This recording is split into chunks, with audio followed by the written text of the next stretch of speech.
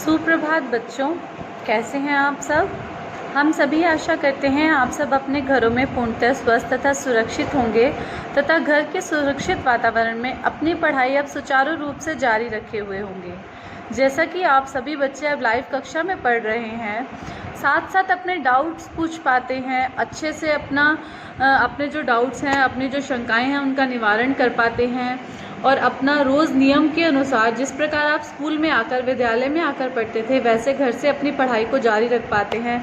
आशा करते हैं सभी बच्चे बहुत ही सुविधा में होंगे और अपनी पढ़ाई को सुचारू रूप से जारी रखे हुए होंगे। चलिए बच्चे, आज के दोहे पर आते हैं। आज का दोहा है,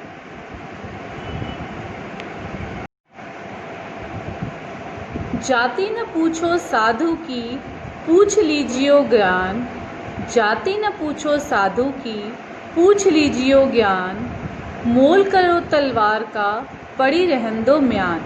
अर्थात साधु की, सज्जन पुरुष की जाति पूछने का क्या अर्थ, क्या तात्पर्य। तो उनकी जाति नहीं पूछनी चाहिए, उनके ज्ञान को महत्व देना चाहिए, उनके ज्ञान को सम्मान देना चाहिए, उनका ज्ञान समझना चाहिए, उनके ज्ञान का अर्थ समझना चाहिए। जिस प्रकार मूल्य सिर्फ तलवार का होता है, उसमें तलवार को किस प्रकार की मयान में रखा जा रहा है, मयान का कोई मूल्य नहीं होता। मयान यानी कि खोल, लोहे का खोल जिसके अंदर तलवार को रखा जाता है, तो उसका कोई मोल नहीं होता। मोल होता है सिर्फ मयान का, मोल होता है सिर्फ तलवार का, मयान का कोई मोल नहीं होता। इसलिए जाति न पूछिए साधु की, पूछ लीजिए ज्ञान। मोल करो तलवार का, पड़ी रहन दो म्यान। कि हमें साधु की, सज्जन पुरुषों की जाति से कोई मतलब नहीं होना चाहिए कि वो किस जाति के हैं। हमें मतलब होना चाहिए सिर्फ उनके ज्ञान से, हमें उस ज्ञान को अर्जित करना चाहिए। जिस प्रकार तलवार का ही मूल्य होता है, मयान जो है उसका कोई मूल्य, कोई अर्थ नहीं होता। बच्चों, अब इनके मौखिक प्रश्नों पे चलते हैं। मौखिक प्रश्न में पहला प्रश्न है, बिंदा कौन थी। तो बिंदा, जैसा कि हमने पाठ में पढ़ा कि बिंदा लेखिका की बाल सखी थी। अगला प्रश्न, बिंदा द्वारा दिए जाने वाले कौन कौन से कार्य लेखिका को बाजीगर के तमाशे जैसे लगते थे और क्यों। लेखिका देखती थी ना बिंदा को, कभी झाड़ू लगाते हुए, कभी आग जलाते हुए, कभी आंगन के नल से कलसी में पानी भरते हुए, कभी नई अम्मा को दूध का कटोरा देने जाते हुए। तो बिंदा को ये सारे काम, क्योंकि वो तो कुछ करती नहीं थी, लेखिका को खुद तो कुछ करना नहीं पड़ता था, वो एक बहुत ही सुरक्षित वातावरण में रहती थी, अपने माता पिता के लाड प्यार में रहती थी। तो उनको, उस लेखिका को बिंदा के ये सारे काम करना एक बाजीगर के तमाशे जैसा लगता था। अगला प्रश्न, लेखिका ने किन शब्दों में बिंदा की कमज़ोर शारीरिक और मानसिक दशा का वर्णन किया। तो आप देखेंगे आपकी पाठ्य पुस्तक में जब हमने ये पढ़ा, देखिए, 2 पैसे में आने वाली खजड़ी के ऊपर मड़ी हुई झिल्ली के समान पतले चर्म से मड़े और भीतर की हरी नसों की झलक देने वाले उसके दुबले हाथ पैर ना जाने कि सज्ञात भय से अवसन्न रहते थे। ये मैंने आपको समझाया था कि इसमें उसके डर के बारे में बात कही गई है कि पता नहीं वो किस चीज़ से डरती थी, जो हमेशा डरी सहमी रहती थी, क्योंकि शायद वो इस एक ऐसे माहौल में रहती थी जिसमें उसे इस डर के साए में जीना पड़ता था। कहीं से कुछ आहट होते ही विचित्र रूप से उसका चौंक पड़ना और पंडिताइन चाची का स्वर कान में पड़ते ही उसके सारे शरीर का थरथरा उठना आदि शब्दों में लेखिका ने बिंदा की कमज़ोर शारीरिक और मानसिक दशा का वर्णन किया है। क्योंकि हम कभी भी सिर्फ शारीरिक रूप से कमज़ोर नहीं होते, बहुत सारे ऐसे कारण होते हैं, बहुत सारे हमारी ज़िंदगी में ऐसे हादसे होते हैं जिसके कारण हम शारीरिक और मानसिक दोनों रूपों में कमज़ोर हो जाते हैं।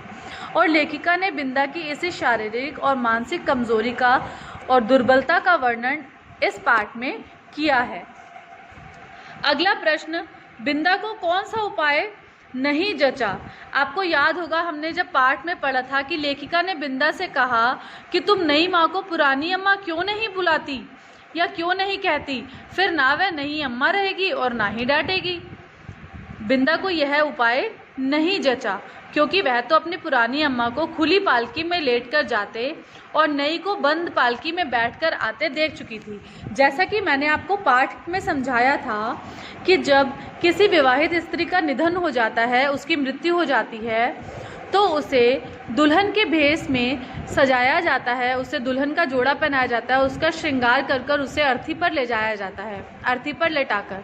तो यहाँ पर इस उपलक्ष्य में कहा गया है कि बिंदा ने अपनी पुरानी माँ को पालकी में लेट कर जाते, और क्योंकि जब किसी की नई शादी होती है तो दुल्हन डोली में बैठ कर आती है, उसके संदर्भ में कहा गया है पुरानी नई माँ को पालकी में बैठ कर आते देख चुकी थी।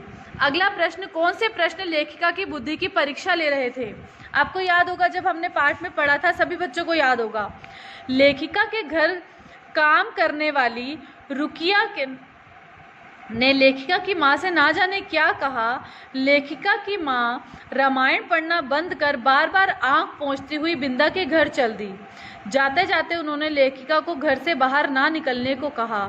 लेखिका ने खिड़की से झांक कर देखा तो बिंदा के दरवाजे पर ढेर सारे आदमी खड़े थे। लेखिका अभी छोटी थी, अतः उनकी समझ भी कम थी। लेखिका को लगा कि ऐसी भीड़ तो शादी में होती है, लेकिन लेखिका की समझ में यह नहीं आ रहा था कि विवाह आखिर किसका हो रहा है। यही प्रश्न लेखिका की बुद्धि की परीक्षा ले रहा था। अब आ जाइए बहुवैकल्पिक प्रश्न पे। बहुवैकल्पिक प्रश्न में पहला है, श्यामा गायें रंभा रंभा कर घर क्यों भर देती थी? उत्तर है बछिया को हटाने पर। पढ़ा था ना हमने पाठ में, बछिया को जब उसके पास से हटा लिया जाता था तो वह रंभा रंभा के पूरा घर अपने शोर से भर देती थी। अगला है, लेखक के अनुसार संसार का सारा कारोबार किसके लिए था? बच्चों के लिए। लेखक के अनुसार संसार का सारा कारोबार बच्चों के लिए था। पंडिताइन चाची किसको तेल मलती रहती थी? मोहन को। लेखिका की नज़रों में पंडिताइन चाची के अलंकार उन्हें किसकी समानता देते थे? गुड़िया की। लेखिका को अपनी गुड़िया की समानता देते थे। अब आ जाइए लघु प्रश्नोत्तर पे। पंडिताइन चाची की शब्दावली से लेखिका किस उलझन में रहती थी? उत्तर है, पंडिताइन चाची की शब्दावली से लेखिका इस उलझन में रहती थी कि पता नहीं पंडिताइन चाची बिंदा पर प्यार से चिल्लाती है या गुस्से से, क्योंकि लेखिका की गाय श्यामा अपने छोटे बछड़े को नहीं देखने पर स्नेह से रंभाती थी, यानी कि अपने प्रेम स्वरूप रंभाती थी। तो लेखिका को ये बात समझ नहीं आती थी कि पंडिताइन चाची जो थी वो गुस्से से बिंदा पर चिल्लाती थी या अपने स्नेहवश। अगला प्रश्न, क्या पंडिताइन चाची तुम्हारी तरह नहीं है? यह बात किसने, किससे और क्यों कही? उत्तर लिखिए, यह बात लेखिका ने अपनी माँ से कही, क्योंकि लेखिका अपने घर का एक भी काम नहीं करती थी और दिन रात उधम मचाती थी, लेकिन फिर भी लेखिका की माँ उसे कभी नहीं डांटती थी, ना ही कभी आंखें निकाल लेने की धमकी देती थी। यही हमने पाठ में पढ़ा था ना। बिंदा की दशा देखकर और उसकी माँ का उसके प्रति व्यवहार देखकर लेखिका जो थी शंका में थी, इसलिए उसने अपनी माँ से ये प्रश्न किया। अगला प्रश्न, कुछ आहट होते ही बिंदा क्यों चौंक पड़ती थी? कुछ आहट होते ही बिंदा डर से चौंक पड़ती थी कि कहीं ये आवाज़ उसकी नई अम्मा की तो नहीं है, यानी कि उस पर अब कोई नई मुसीबत तो नहीं आने वाली।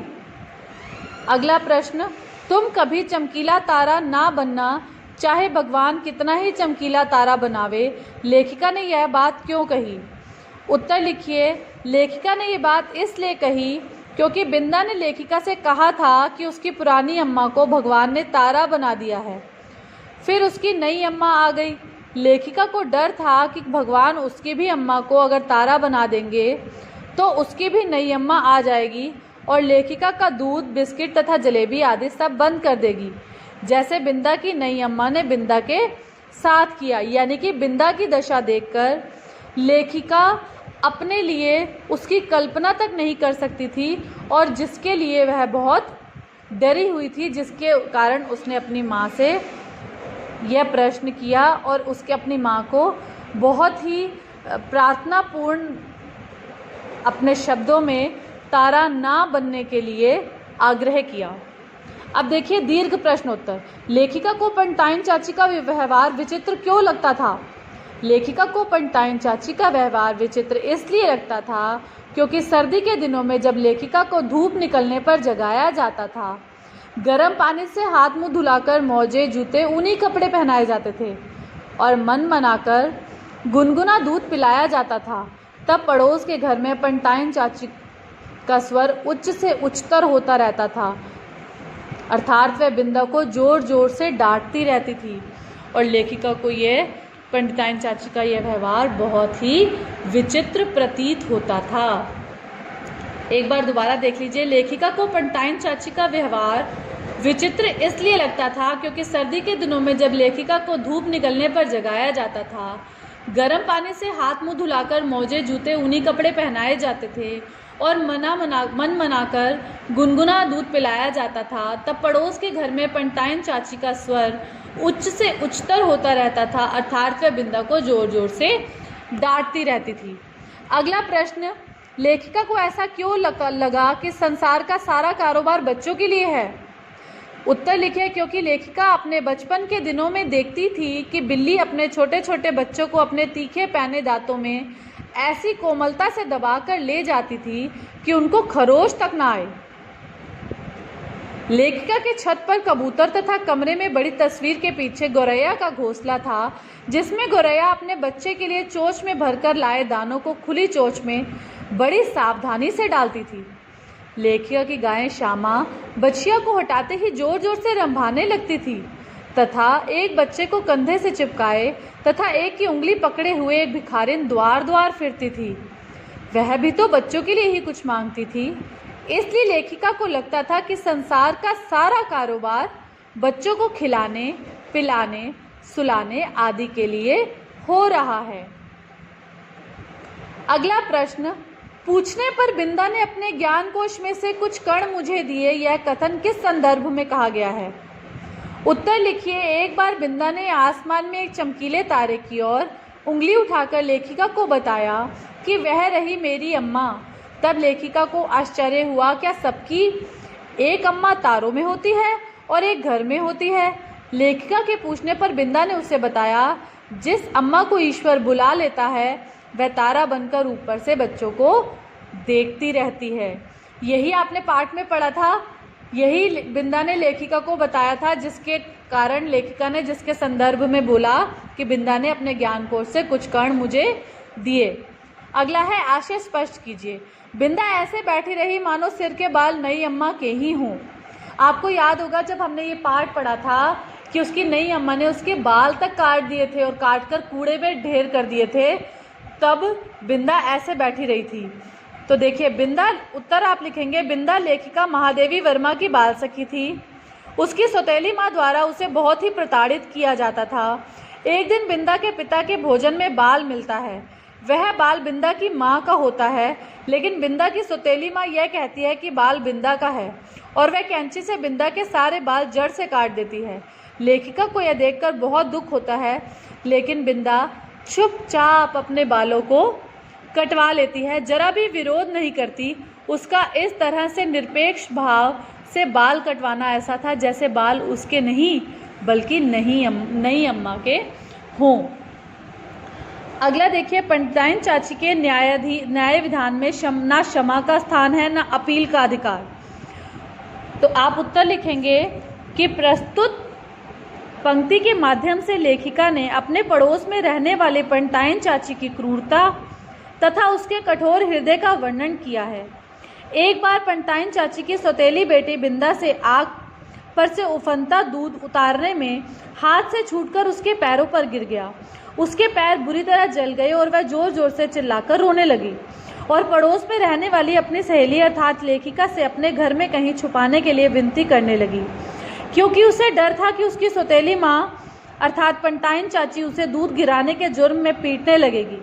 तभी पंटाइन चाची चिल्लाते हुए बिंदा को खोजने लेखिका के घर आई।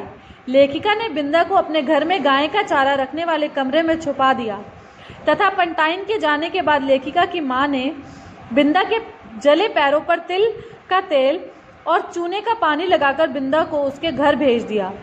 लेखिका के अनुसार घर जाने पर उस सौतेली माँ ने बिंदा का क्या हाल किया होगा यह बताना कठिन है, क्योंकि उसने दया और क्षमा की उम्मीद करना रेगिस्तान में पानी खोजने जैसा था। अर्थात वह दया और क्षमा को समझती नहीं थी।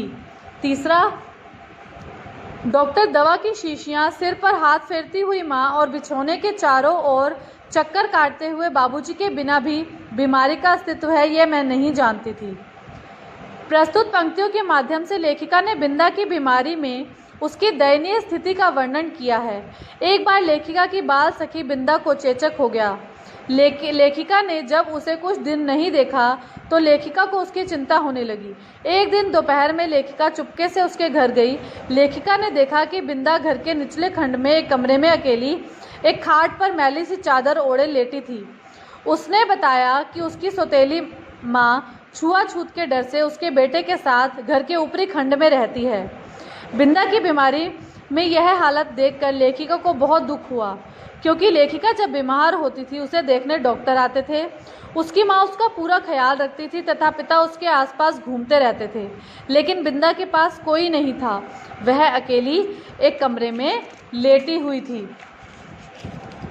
चलिए बच्चों, आज के लिए इतना ही। जैसे कि आपको आज बहुवैकल्पिक मौखिक प्रश्नों को आप उत्तर पुस्तिका में नहीं लिखेंगे, लेकिन बहुवैकल्पिक प्रश्न आप पाठ्य पुस्तक में आप उनको निशान लगा लेंगे और लघु और दीर्घ प्रश्नोत्तर आप अपनी उत्तर पुस्तिका में लिखेंगे।